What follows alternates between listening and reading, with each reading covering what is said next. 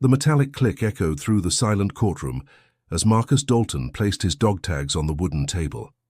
Judge Howard Preston leaned back in his chair, a smirk playing at the corner of his mouth.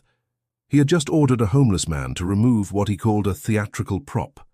But what the judge didn't know was that those worn pieces of metal carried a code that would unravel his entire career in less than 72 hours, because some symbols aren't just accessories.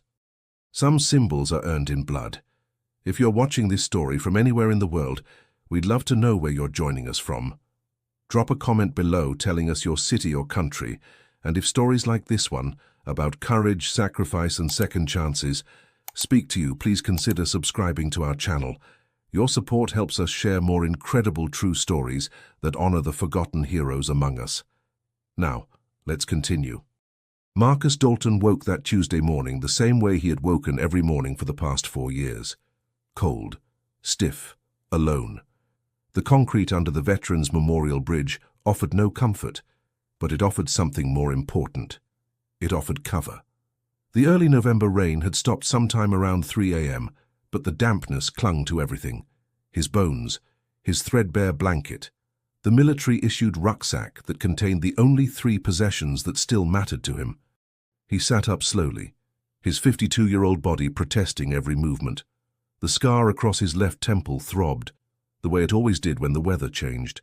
He ran his calloused hand over his grey beard, feeling the weight of another day pressing down on him like enemy fire. But Marcus Dalton had survived worse than cold concrete and empty stomachs. He had survived Mogadishu. He had survived Fallujah. He had survived watching 6 of his men die in an ambush he couldn't prevent. Surviving himself, though, that was the hardest battle of all. He reached into his shirt and pulled out the dog tags hanging from a worn metal chain around his neck.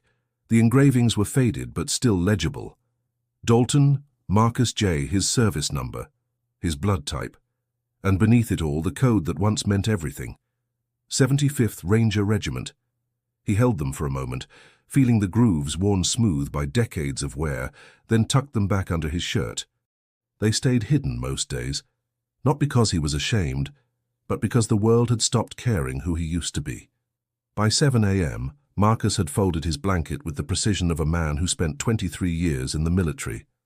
The olive-green fabric still bore the faded patch of the Rangers, stitched on by hands that once moved with confidence and purpose. He placed it carefully into his rucksack, along with the other 2 items that traveled with him everywhere. A laminated photograph of his platoon in Kandahar, all of them young and smiling, most of them dead now, and a broken military radio that had belonged to his best friend, Tommy Reeves. Tommy, who had died in his arms in 2006, whispering the names of his wife and daughter, while his blood soaked into the sand. Marcus carried that radio like a lifeline. Some nights, when the darkness pressed too close and the screams echoed too loud in his head, he would hold it and whisper into the static, telling Tommy about his day, apologizing for still being alive, asking for forgiveness he knew would never come.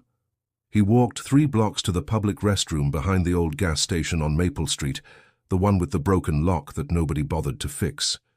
He washed his face in the sink, scrubbing the grime from under his fingernails, trying to look presentable, trying to look human. The fluorescent light buzzed overhead, casting harsh shadows across his weathered face. He stared at his reflection, seeing a ghost. The man looking back at him had the same steel-grey eyes, the same squared jaw, but everything else was hollow, carved out, empty. At 8:15 a.m., Marcus was standing outside the New Hope Community Shelter on Jefferson Avenue, waiting for them to open. A line of 12 other people stood with him. Some he recognized. Others were new to the streets. He nodded to a younger man, shivering in a torn jacket, probably mid-20s with the hollow stare Marcus knew too well. Another veteran, you could always tell. When the doors opened, Marcus stepped aside, letting the younger man go first. The kid looked at him, surprised. "You were here first," he muttered. Marcus shook his head. "You need it more." Inside, a volunteer named Claire handed him a bundle of folded clothes, clean but worn. A button-up shirt that was 2 sizes too big, and a pair of jeans with a patched knee. "You have somewhere to be today, Marcus," she asked gently. Claire was one of the good ones. She never looked at him with pity, just kindness. Caught, Marcus said quietly. Got picked up 2 nights ago. Claire's face fell. What for? Trespassing. Slept in the covered parking lot of that old shopping center off Route 9 during the storm. She sighed, shaking her head. You were just trying to stay dry. Marcus didn't answer. What was there to say? The law was the law. And he had learned long ago that the law didn't bend for men like him. Men who had given everything and been given nothing in return. By 9:30, Marcus was sitting in the back of a Whitmore County Sheriff's transport van with 4 other people. None of them spoke. The van smelled like sweat, stale cigarettes, and defeat. The deputy driving didn't look back at them once. Just another morning, just another round of nameless faces shuffling through the system. The Whitmore County Municipal Courthouse was a gray, squat building that looked like it had been designed to crush hope. The inside was worse, dark wood paneling, fluorescent lights that flickered. The air conditioning rattled so loudly it was hard to think. Marcus sat on a hard wooden bench in the hallway outside Courtroom B, his hands folded in his lap, his dog tags resting against his chest under the oversized shirt. Across from him sat a young woman in a blazer that looked too new, holding a manila folder like it was a shield. She glanced at him, then looked away quickly. His court-appointed lawyer, probably. Fresh out of law school, nervous. He had seen that look before, on the faces of young soldiers right before their first firefight. Mr. Dalton, she finally said, her voice small. Marcus looked up. Yes, ma'am. She blinked, surprised by the respect in his tone. I'm Julia Santos. I've been assigned to your case. She opened the folder, scanning the single page inside. It says here you were arrested for trespassing on private property, the old Riverside Mall parking structure. Yes, ma'am. Were you aware it was private property? Yes, she hesitated. Then why? It was raining, Marcus said simply. I needed cover. Julia looked at him for a long moment, then nodded slowly. I'll try to get the charges reduced or dismissed. This is a first offense for you, and given the circumstances— Don't worry about it, Marcus interrupted gently. I broke the law. I'll take what's coming. Julia frowned. Mr. Dalton, you don't have to— The door to Courtroom B swung open, and a bailiff stepped out. Dalton, you're up. Marcus stood, his posture instinctively straightening, shoulders back, head high, muscle memory from 23 years of standing at attention. Julia scrambled to her feet, clutching her folder, and followed him inside. The courtroom was small, suffocating. Only a handful of people sat scattered in the benches, a bailiff near the door. A middle-aged man in the front row with a phone balanced on his knee, recording video for some local blog nobody would read. A woman at the stenography machine, her fingers poised over the keys, her face carefully neutral. And behind the prosecutor's table, a woman in her early 40s with dark hair pulled into a tight bun, flipping through a stack of papers without looking up. But it was the man behind the bench who commanded the room. Judge Howard Preston. 58 years old, silver hair swept back, a permanent expression of disdain etched into his face like it had been carved there by years of looking down on people he considered beneath him. He didn't look at Marcus when he entered, didn't acknowledge him, just tapped his gavel once and said, Case number 4723, People versus Marcus Dalton. Marcus stood in front of the bench, his hands at his sides. Julia stood beside him, her fingers gripping the folder so tightly her knuckles turned white. Judge Preston finally looked up, his cold blue eyes sweeping over Marcus like he was cataloguing a stain. Mr. Dalton, you are charged with criminal trespassing on private property. How do you plead? Guilty, Your Honor, Marcus said evenly. Julia turned to him, startled. Mr. Dalton, we haven't discussed— I did what they said I did, Marcus said quietly. No point in pretending otherwise. Judge Preston leaned back in his chair, a thin smile forming. Well, at least you're honest. He glanced down at the file in front of him. Says here you have no permanent address, no employment, no family listed as next of kin. He looked up, his eyes narrowing. You're homeless. It wasn't a question. It was an accusation. Yes, Your Honor, Marcus said. Preston sighed, the sound dripping with condescension. "Another vagrant clogging up my courtroom. Do you have anything to say for yourself, Mr. Dalton? Any reason I shouldn't throw the book at you?" Marcus hesitated, then spoke carefully. "I was trying to stay out of the rain, Your Honor. I wasn't causing trouble. I wasn't bothering anyone. I just needed a dry place for the night." "So you decided to break the law?" "Yes, sir." Preston shook his head slowly, his expression hardening. "You know what I'm tired of, Mr. Dalton. I'm tired of people like you thinking the rules don't apply to them, thinking you can do whatever you want because you're down on your luck." He leaned forward, his voice sharpening. "Life is hard for everyone, but most people find a way to follow the law. Most people find a way to contribute to society instead of leeching off it." Marcus said nothing. His jaw tightened, but he kept his eyes forward. Judge Preston's gaze dropped to Marcus's chest, where the chain of his dog tags was barely visible above the collar of his shirt. The judge's eyes flickered with something close to disgust. "What is that around your neck?" Marcus instinctively reached up, his fingers brushing the chain. "Dog tags, Your Honor." Preston's face twisted.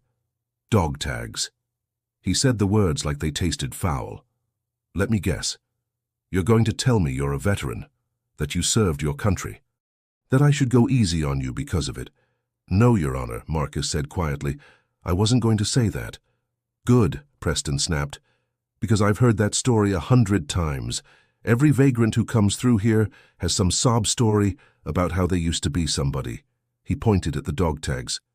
"Those things? You probably bought them at an army surplus store for $5. Take them off. This is a courtroom, not a costume party." The room went silent. Julia took a sharp breath. "Your Honor, I don't think—" "Did I ask for your opinion, Counselor?" Preston cut her off coldly. He turned back to Marcus. "I said take them off, now." Marcus didn't move. His hands remained at his sides, his grey eyes locked on the judge. "With respect, Your Honor, I'd prefer not to." Preston's face flushed red. "Prefer not to?" His voice rose. "You don't get to prefer anything in my courtroom. You think wearing those makes you special? You think it gives you some kind of pass?" He stood, leaning over the bench, his voice dripping with venom.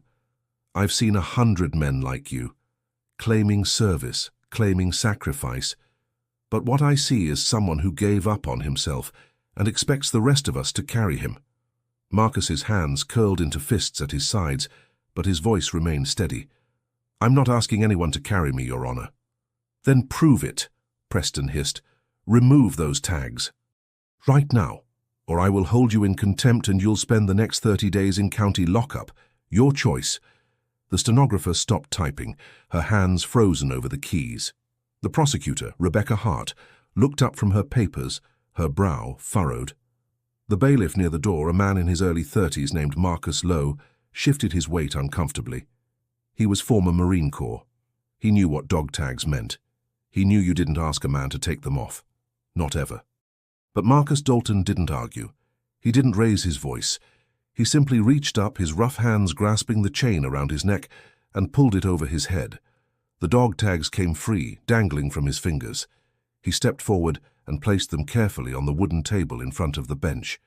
The metal clinked softly, a small sound that seemed impossibly loud in the silence. Judge Preston smirked. "There. Was that so hard?" Marcus took a step back, his hands falling to his sides. His voice, when he spoke, was low, calm, laced with something cold and immovable. "Your Honor, before you continue, I'd like to ask you something."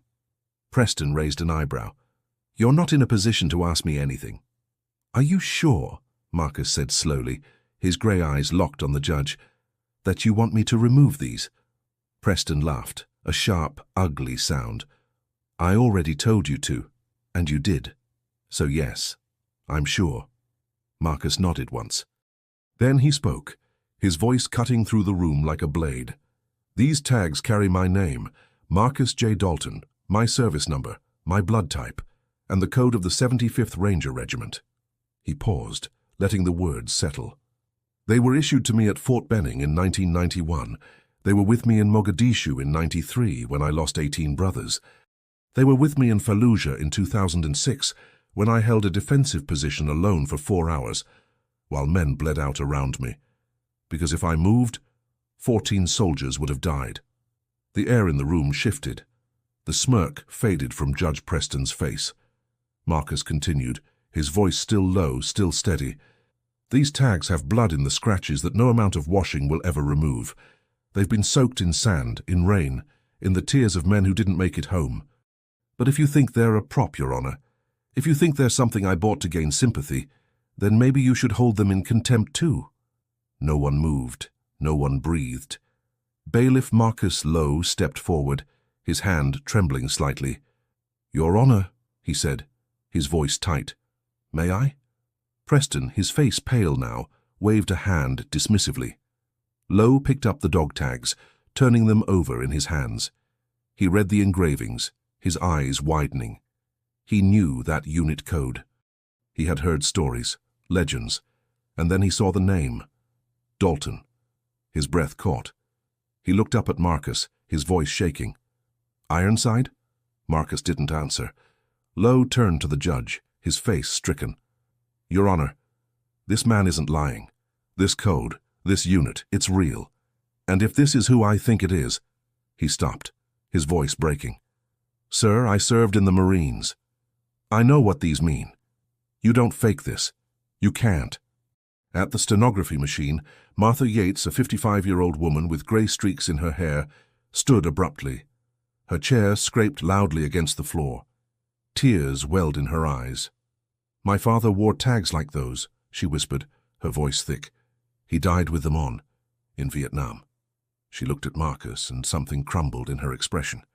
My God. Prosecutor Rebecca Hart set down her pen. It rolled off the edge of the table and clattered to the floor. She didn't pick it up. She just stared at Marcus, her mouth slightly open, her face drained of color. She had been prepared to argue for a fine, maybe community service. She had not been prepared for this. Julia Santos covered her mouth with both hands, tears spilling down her cheeks. She had thought this was just another case, another file, another face. But now she understood. She was standing next to someone who had given everything, and the system, her system, had tried to humiliate him for it. In the front row, Kevin Wu, the freelance reporter, kept his phone steady, his hands shaking. He had been filming routine court proceedings for a local blog. Now he realized he was recording something that was going to explode. He didn't stop. He couldn't. Judge Preston opened his mouth, then closed it. His face had gone from red to white. I'm not asking for special treatment, Your Honor, Marcus said quietly, cutting him off. I broke the law. I was trespassing. You can fine me. You can sentence me. You can do whatever you think is just, but don't you ever tell me these tags are fake. What Judge Preston didn't realize in that moment, as the silence thickened around him like fog, was that the young man with the phone in the front row had just uploaded a 20-second clip to his social media. And somewhere, in a town 3 states away, a retired Army colonel was watching it. Within the hour, it would have 10,000 shares. Within 3 hours, 500,000. And within a day, the entire country would know the name Marcus Ironside Dalton. But more importantly, they would know the name Howard Preston. And they would not forget. The judge cleared his throat, attempting to recover. Mr. Dalton, I didn't mean to imply... Yes, you did, Marcus said simply. Preston's mouth snapped shut. His hands gripped the edge of the bench. For the first time in 30 years on the bench, Howard Preston had no idea what to say. Rebecca Hart stood, her voice quiet but firm. Your Honor, the people would like to move for immediate dismissal of all charges. Preston turned to her, startled. What? Immediate dismissal, Hart repeated, her voice stronger now. This man was trying to survive a storm. He wasn't vandalizing property. He wasn't threatening anyone. And given his service record, I believe any further prosecution would be, frankly, unjust. Judge Preston stared at her, then at Marcus, then down at the dog tag still sitting on the table. He swallowed hard. Fine. Motion granted. Charges dismissed. Mr. Dalton, you're free to go. Marcus stepped forward, reaching for his dog tags. He picked them up slowly, the chain sliding between his fingers. He didn't put them back on. Not yet. He just held them, looking down at the worn metal, and for a moment his expression softened. Then he looked up at Judge Preston, his grey eyes cold and unwavering. "Thank you, Your Honor." He turned and walked toward the exit, his steps measured, his back straight. Julia Santos hurried after him, still clutching her folder. Bailiff Marcus Lowe stood at attention as Marcus passed, his hand rising instinctively in a salute. Marcus paused, met his eyes, and gave a single nod. Then he pushed through the doors and disappeared into the hallway. Behind him, Judge Howard Preston sank into his chair, his hands trembling. He didn't know it yet, but his career had just ended. The video was already spreading like wildfire. Veterans organizations were already mobilizing. Journalists were already writing headlines, and the court of public opinion had already delivered its verdict. Kevin Wu was the first to leave the courtroom, his phone clutched tightly in his hand. He had posted the full video now. 5 minutes of raw, unfiltered truth. He didn't edit it. He didn't add commentary, he just let the moment speak for itself. By the time he reached his car, the video had been shared 6,000 times. By the time he got home, it had reached 400,000. And by the time the sun set that evening, the hashtag Justice for Ironside was trending nationally. Marcus didn't know any of this. He walked out of the courthouse and into the grey November afternoon, the dog tags heavy in his hand. He stood on the steps for a moment, breathing in the cold air, letting it fill his lungs. Then he turned left and started walking. He had nowhere to be. No one waiting for him. But for the first time in 4 years, he felt something he thought he had lost forever. He felt seen. 3 days later, everything changed. Marcus woke under the Veterans Memorial Bridge to the sound of footsteps. Multiple people. His body tensed instinctively, old instincts kicking in. He sat up quickly, his hand reaching for the rucksack beside him. But when he looked up, he saw Bailiff Marcus Lowe standing at the edge of the bridge, still in his uniform, holding a folder in one hand and a cup of coffee in the other. "Easy, Sergeant," Lowe said gently, holding up the coffee. "I'm not here to arrest you." Marcus blinked, confused. "Then why are you here?" Lowe stepped closer, his expression serious. "Because you're all over the news, sir. The whole country is talking about what happened in that courtroom." Marcus frowned. "I don't understand." "The video," Lowe said. "The reporter, Kevin Wu, he filmed the whole thing. It's gone viral. Millions of views. Veterans groups are rallying. Politicians are issuing statements. And Judge Preston." Lowe's mouth tightened. "He's been suspended pending an investigation." Marcus stared at him. "Suspended?" "He's done, sir," Lowe said quietly. "His career is over. The Judicial Council is reviewing his conduct. There's already a petition with over 2 million signatures calling for his removal." Marcus looked down at his hands, still holding the dog tags. He didn't know what to feel. Relief? Anger? Vindication? It all felt distant. Unreal. Lowe set the coffee down on the concrete and handed Marcus the folder. "This is for you. A group of us, veterans from around the county, we pulled some resources together. There's a lease agreement in there for a 1-bedroom apartment over on 7th Street, fully furnished, 6 months of rent paid in advance, and an appointment next week with a PTSD counselor who specializes in combat veterans." Marcus opened the folder slowly, his hands trembling. He stared at the papers, the words blurring in front of his eyes. "Why?" he whispered. "Because you shouldn't be out here, sir," Lowe said, his voice thick. "You've already given enough." Marcus shook his head, tears spilling down his weathered cheeks. "I didn't do anything." "You did everything," Lowe said firmly, "and it's time someone did something for you." Later that week, Prosecutor Rebecca Hart personally delivered a formal apology to Marcus at the shelter. She stood in front of him, her hands clasped tightly, her voice steady. "Mr. Dalton, I'm sorry. I should have looked deeper into your case. I should have seen past the surface. And I promise you, I'll do better." Marcus nodded once. "Thank you." The Department of Veterans Affairs reopened his case. Within 2 weeks, his benefits were reinstated, including 4 years of back pay. Enough to keep him stable while he rebuilt his life.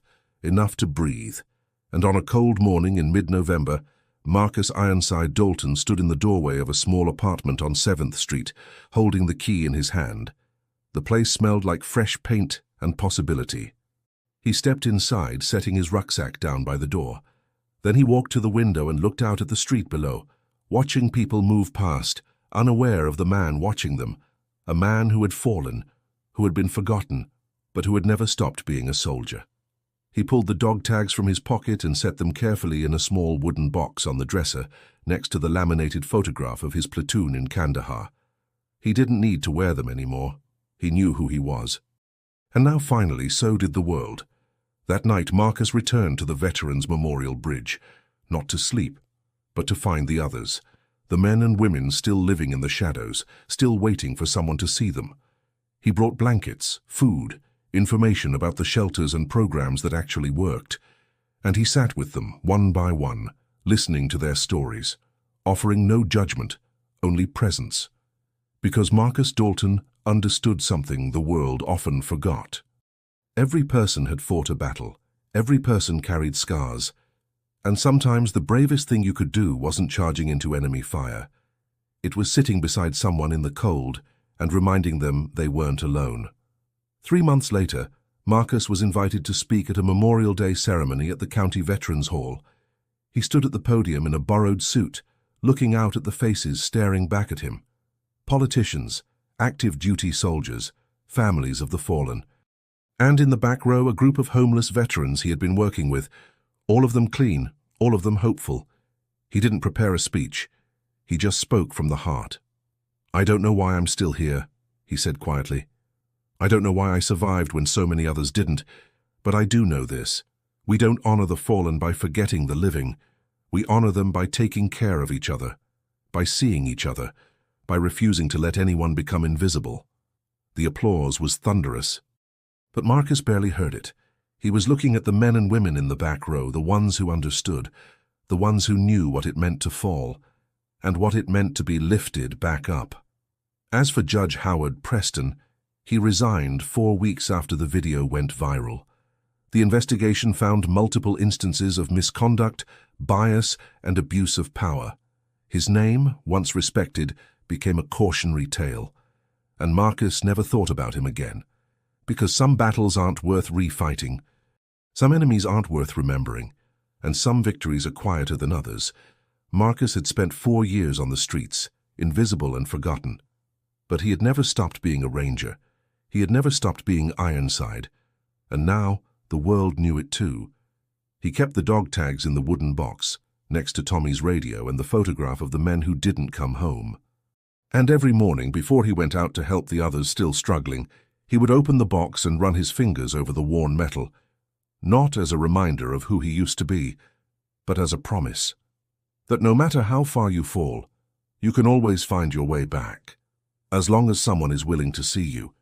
If this story moved you, if it reminded you that second chances are possible, that heroes can be found in the most unexpected places, please subscribe to our channel. And right now on your screen, you'll see another incredible story waiting for you. Click it, watch it, and remember, every person you pass on the street has a story. Some of them might just be legendary. Thank you for watching.